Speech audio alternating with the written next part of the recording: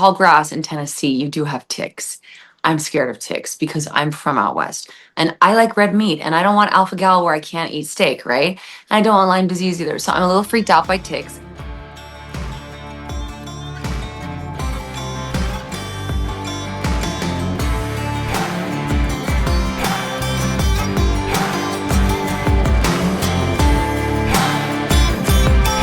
First album ever. This is the first one? First Yeah, one? first one ever. Yeah. How long does it take for you to put this together? 20 years. Seriously. Yeah, like 2 decades. Yeah, for real. Wow. As far as writing the songs, Mhm. some of these songs I wrote 15 years ago, which is crazy. But I'd say the majority of the songs all were written within the last year. What makes you want to hold on to a song for that long, if I may ask? I think I emerged in the music world in a singles era where people were like, just release singles. No one needs albums. Just put out a single, put out an EP, put out a single. And then just recently, albums became a thing again, where people were like, albums. It's bizarre. You kind of notice these trends are usually cyclical. Like right now, vinyl is really popular, and to do vinyl, you do need an album of songs. And so, yeah, I feel like that worked in my favor. That now people want albums, and I'm on a record label where they want you to release an album because it's part of the strategy and helping break an artist and get them out there. So, yeah, I think it was just the right timing. I'd released a lot of music prior to this, but not an actual album. Yeah. Like, how do you know what goes on this album? Since it is the first one, how do you separate, I want these songs and maybe not something that's left on the cutting floor? I submitted the ones that I wanted, and then my label ultimately chose the ones that went on it. So, like, I was kind of like, hey, here are the ones that I really like on it.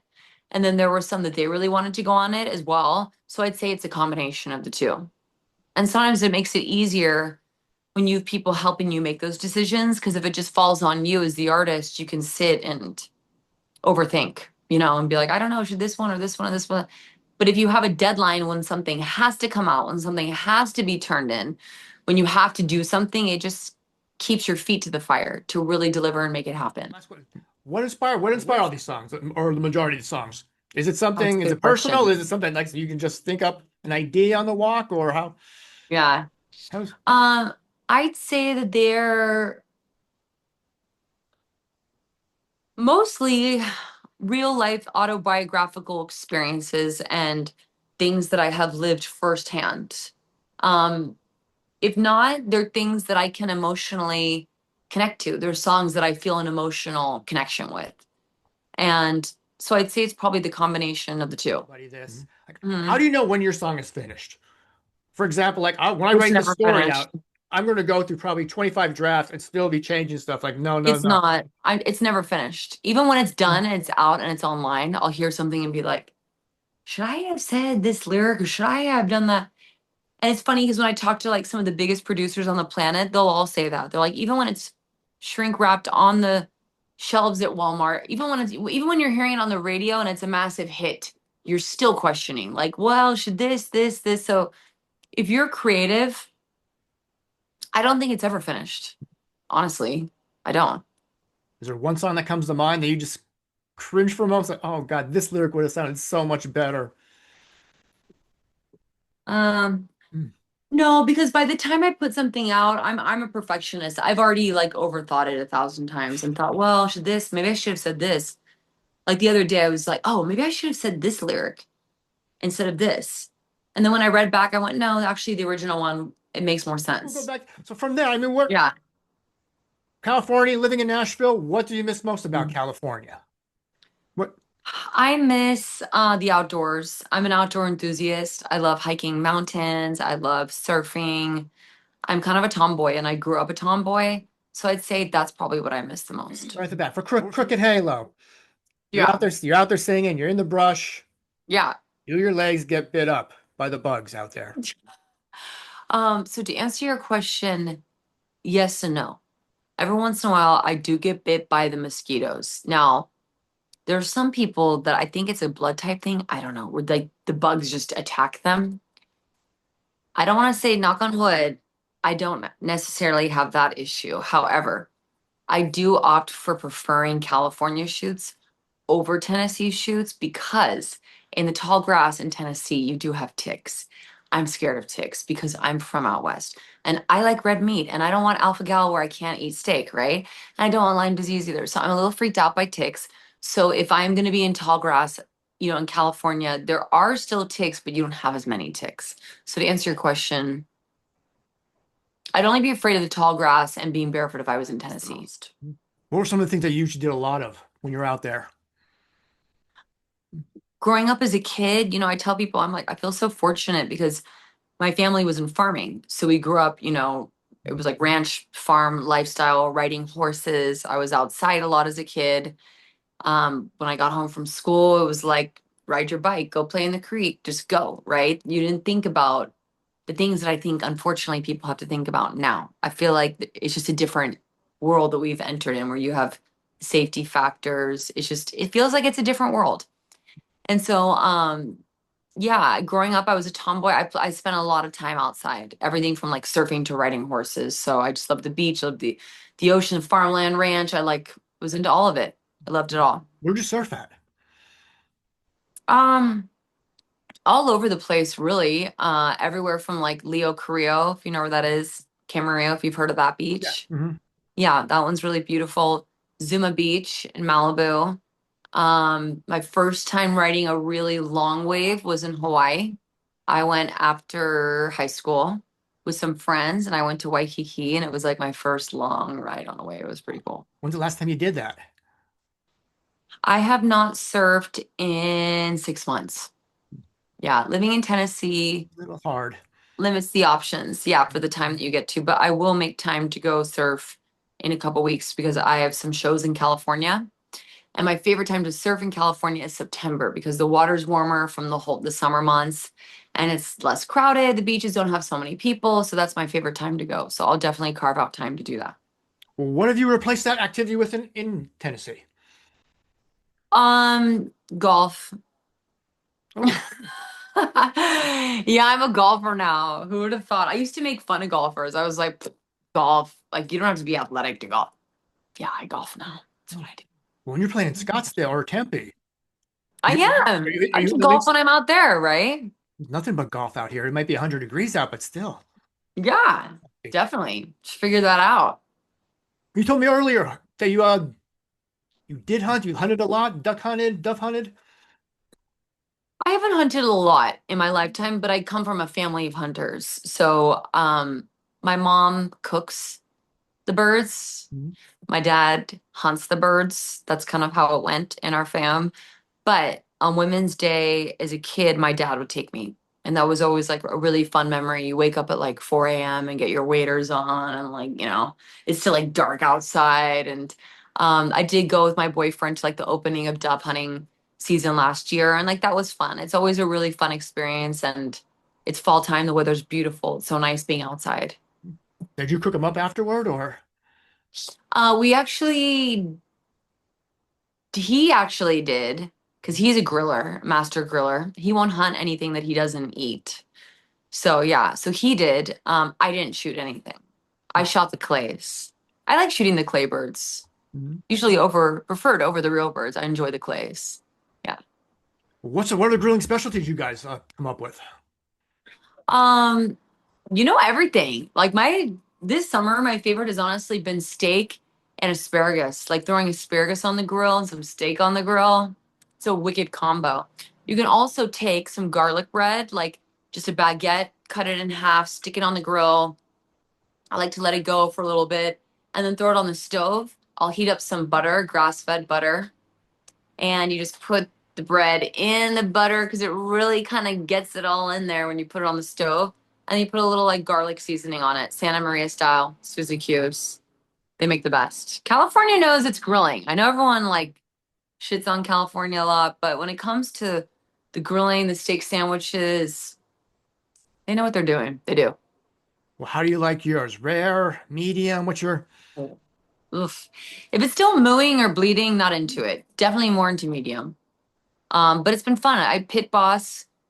I'm doing like a little sponsorship with them, so they sent me one. It's right over there, and I've really enjoyed grilling on it. Now you're inspiring me. I should grill something and put it on social media.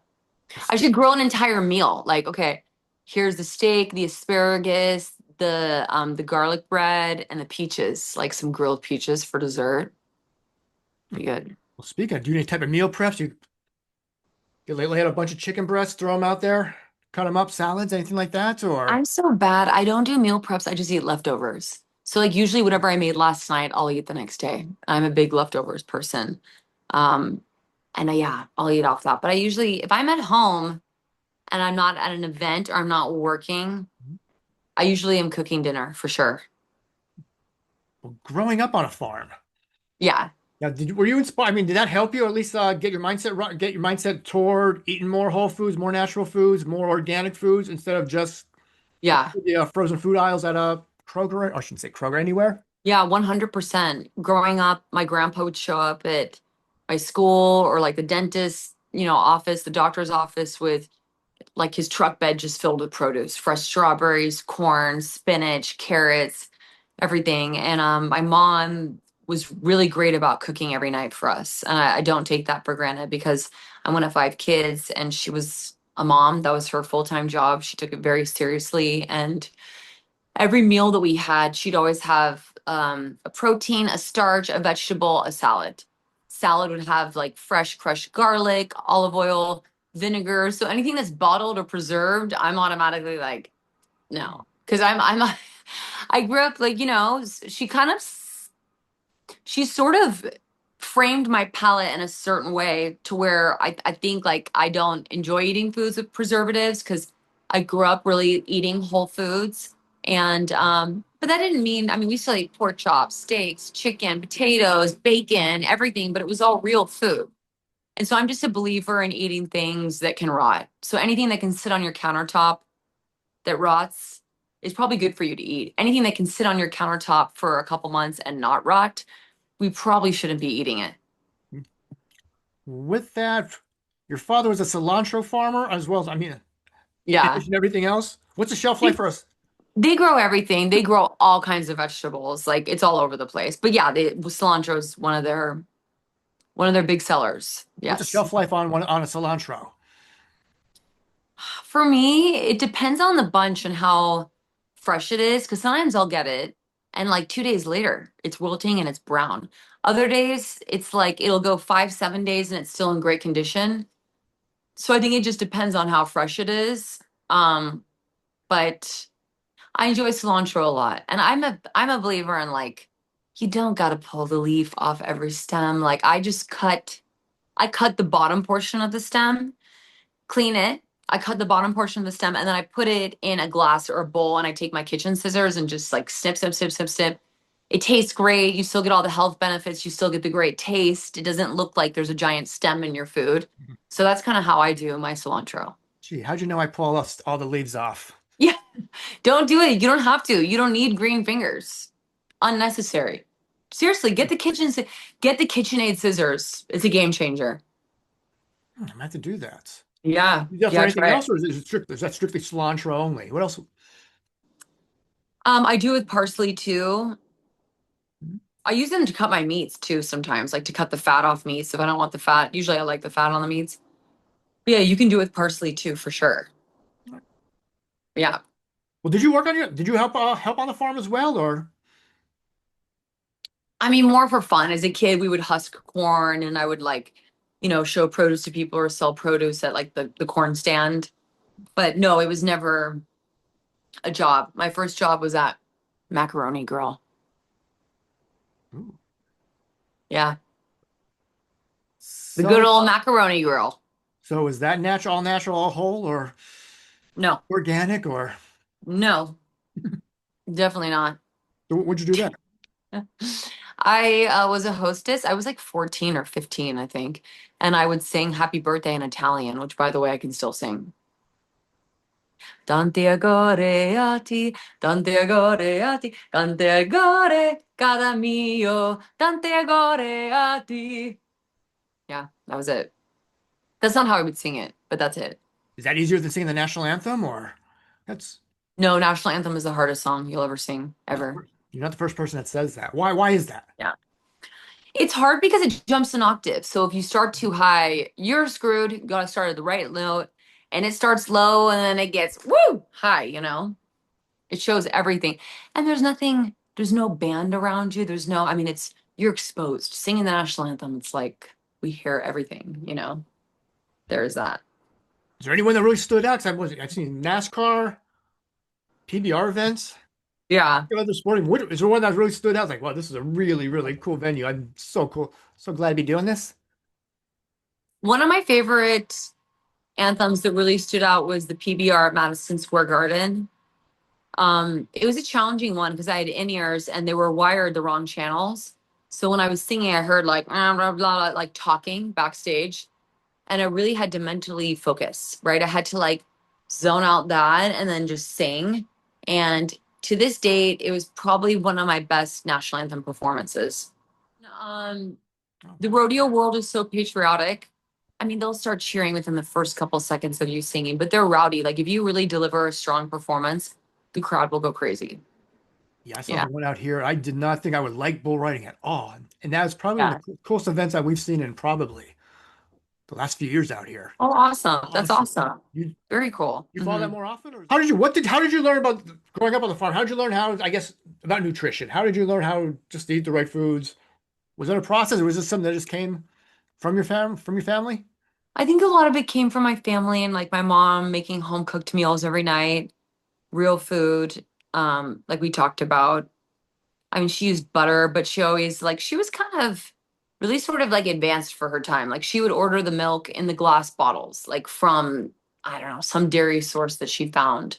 So she was really good and resourceful about I think finding like and real foods and stuff.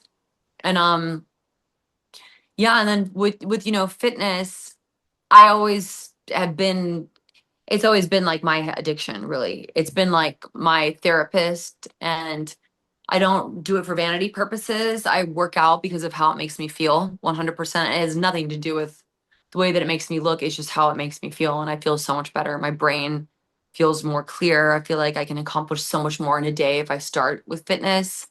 And when I eat the right foods, I feel so much better. And that's the only reason why I care about what I eat is just 1000% because of how it makes me feel.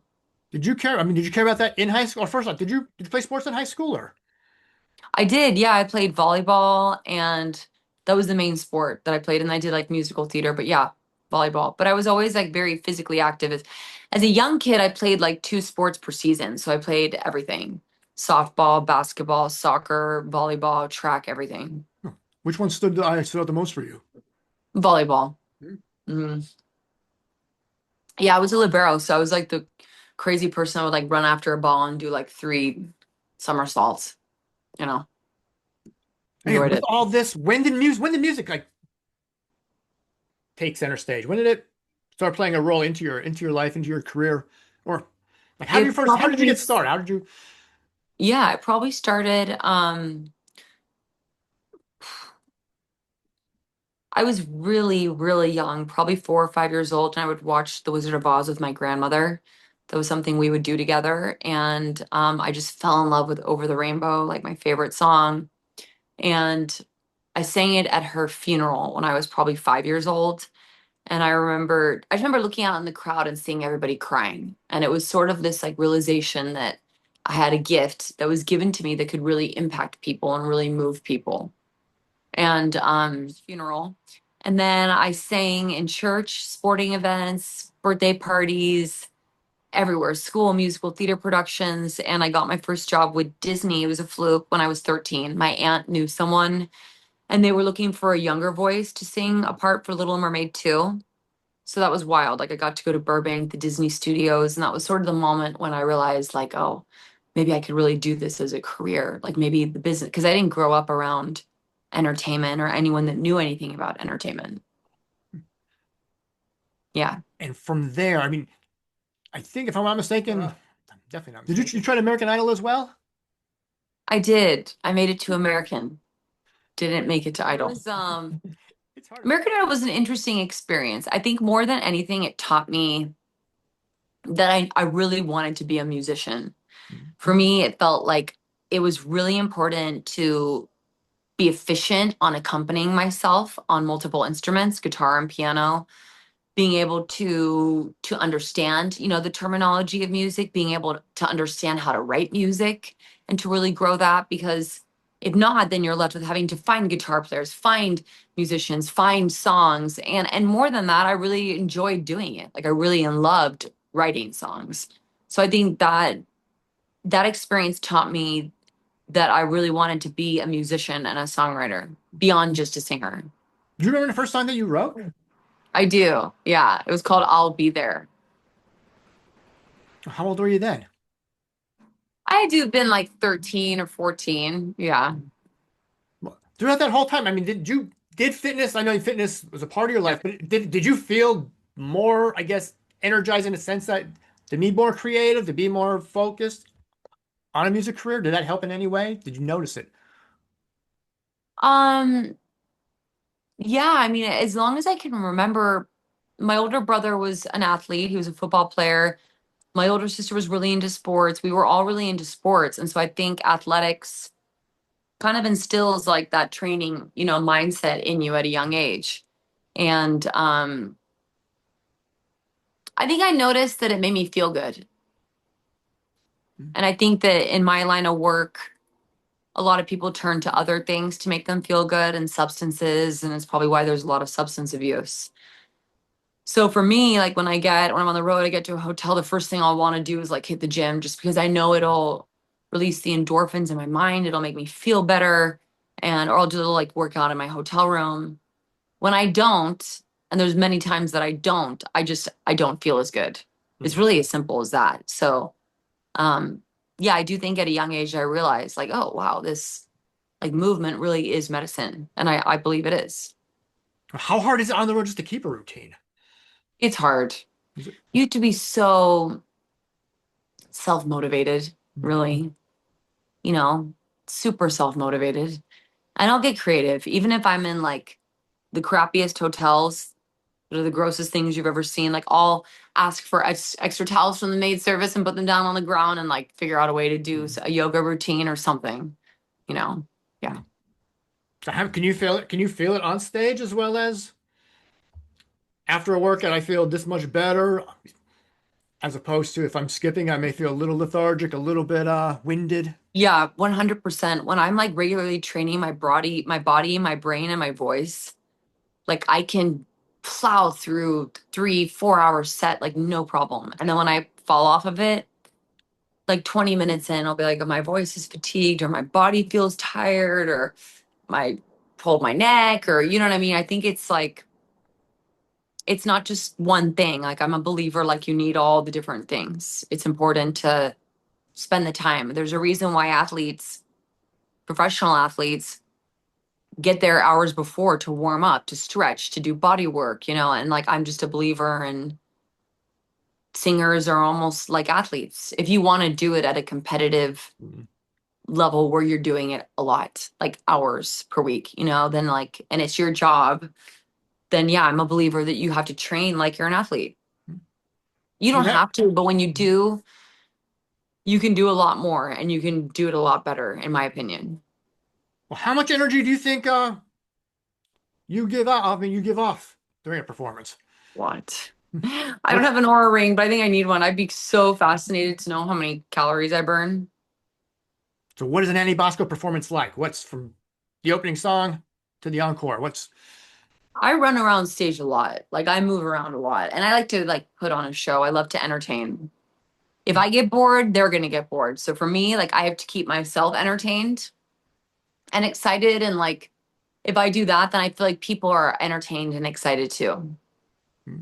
I mean, are you sweating at the end of it? Are you winded, or do you just get off stage and you're Yeah, ready to go? no, I'm always like exhausted. Yeah, usually like vocally exhausted, physically, depending on how long the show is, 100%. Yeah. What do you think then the secret is then to staying, I guess, at tip peak performance shape? Is there a certain workout you do, certain thing you have to keep in your routine, regimen? I think for me, sometimes it's just walking, like making sure that I'm walking 3 miles a day. Like if I'm on the road, even if I can't work out, if I'm walking, I feel like that just helps my stamina. And yeah, it's kind of like what you put in, you're going to get out with anything. You know, if you want to work out, you want to train your body, it's like what you put in, you're going to get back.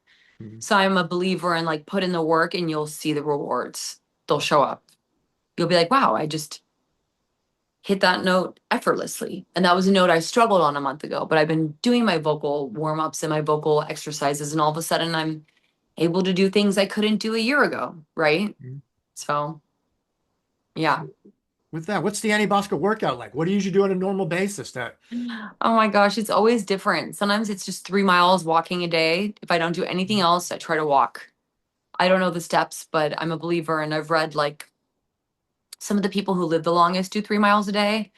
Sometimes I'll do like circuit training, you know, like the elliptical, some weightlifting, physical therapy for my neck. Every day looks different. Sometimes I'll do like a Pilates class or yoga. I do a lot of stuff at home. Um, yeah, and I'm just a believer. I love to dance. So sometimes I'll do like a Zumba dance workout or like a YouTube dance workout. I'm a fan of those too. I'm just a fan of moving. I have to move. I don't like sitting still. last time. You're a It's Zumba, you great. said you're a Zumba instructor, certified? I did. Yeah, I did get certified like years ago. Did you teach class or? I did. So, Yeah, a few times. It didn't last very long though, because you know, when you're a musician, you really don't have the consistency of like a set schedule. was that a great So workout for you, or was that a great workout for a performer? yeah, oh, it totally was. I think J-Lo does it like 5 days a week. Mhm. I mean, and she looks good. J-Lo looks good. So whatever she's doing, we should probably be copying that. Oh. Now, does that help you out in any way, like towards Country Girls, that video where it's nonstop dance? I mean, does Zumba help Yeah, you in that, or is it something else you do as well? 100%. I'm not a professionally trained dancer, but I did do like my first job ever when I was 19 with Brian Friedman, who choreographed Britney Spears. Like he created this slave dance and all that stuff, and he's really phenomenal. I mean, I couldn't walk. When I got home from Europe, it was like my legs couldn't, I was so sore from all the moving and all the dancing. So yeah, I'm a believer. Like I love dance. And it's been really fun to like incorporate that in my life show for sure. What's more intense, dancing or running or walking or even squats? What's I love it all. I think the biggest thing is to like switch it up. I just don't know that we're supposed to be doing like the same thing every day. But some days, like if all you can do is a walk, great, that's better than nothing. Or if all you can do is 20 minutes on the elliptical, that's better than nothing. So I feel like I just enjoy moving, all kinds of movement. have you ever used a trainer or?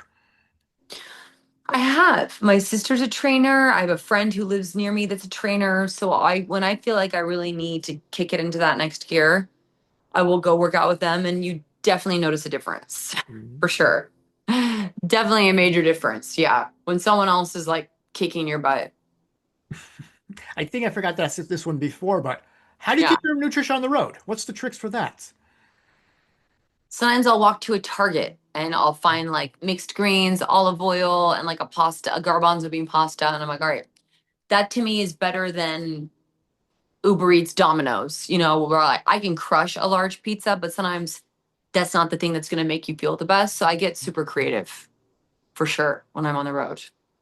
I'll find it. I'm like, I will find, Walmart's got some good options, actually, believe it or not.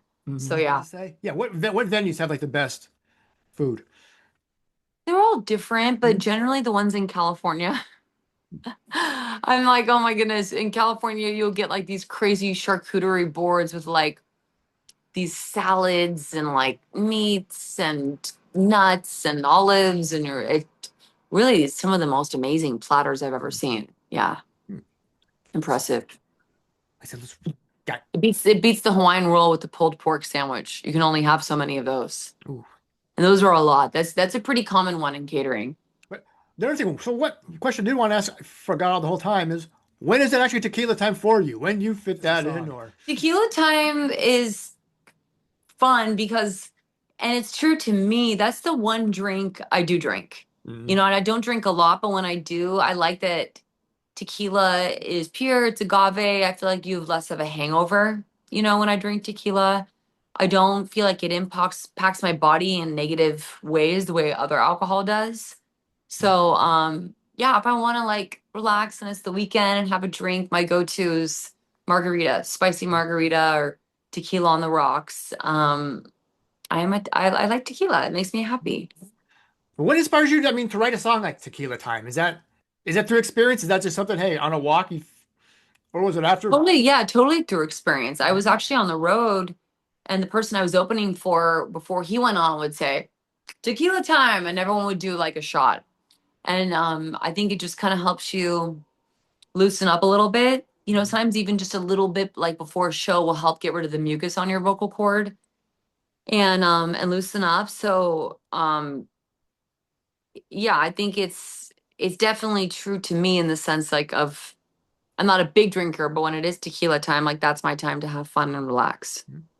Where do you Yeah. find the inspiration then to write your songs? Is that something, is it first off, is it a 9 to 5 job, or is it something you just sit down, start writing, or is it something you're just inspired Oh, by it's on a walk, definitely or do you? something you show up to do. Like you have to Mhm. put the work into it. I'm definitely a believer in that. You can't just expect like the muse to like come sit on your shoulder and be like, write about this. I think, especially when you're doing a project and you have sort of a theme in mind or a goal in mind, I do believe you got to show up and like put the pen to the paper in order for something to bring itself out for sure.